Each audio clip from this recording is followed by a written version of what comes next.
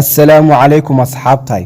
Dad fara badan oo inaga mid ah waxay u nool yihiin si dabiici ah, laakiin waxaa jira dad leh sifooyin caadi ahayn oo ka duwan awoodooda iyo jirkooda makhluuqaadku Ilaahay abuuray. Kaale aynu soo aragne. Walaal intaynu muuqaal gelin waxaan kaa codsanaynaa inaad like saarto.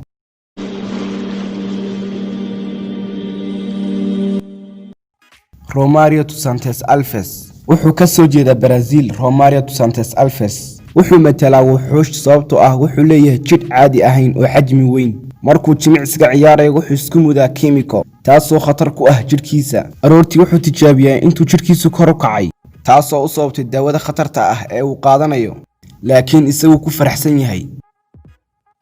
Francisco Domingo Chukwueze ninkan horteena ka muuqda waa ninka ugu afka weyn dunida aan ku noolnahay. Waxaa lagu soo bandhigay Guinness qiyaas ahaan wuxuu gaadhayaa 17 mitir oo ballaadha, waxaana ku noqday sidaas qofka ugu afka ballaadhan waqti xaadirkan. Cuntooyinka cuno ee caadiga ah ayay dhowr qof cuni karaan. Marna la aragtay walla intaynu muuqaal kala gelin fadlan subscribe noo saar mahadsanid.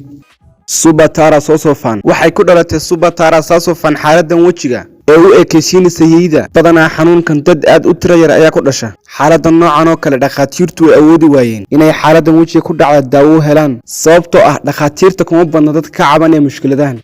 waa qof qalbi furan, waxay kula nooshahay qoyskeeda iyo waxbarashadeeda nolol qurux badan. waa gabadh la jecel yahay bulshadeeda.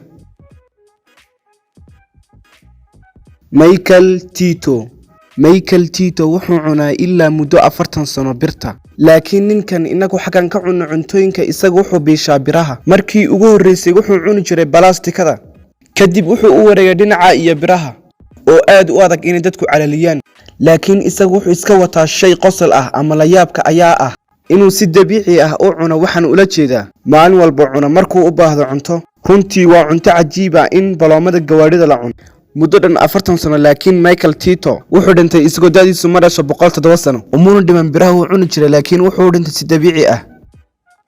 asxaabi muuqaalkiina maanta xagga ah inoogu joogo.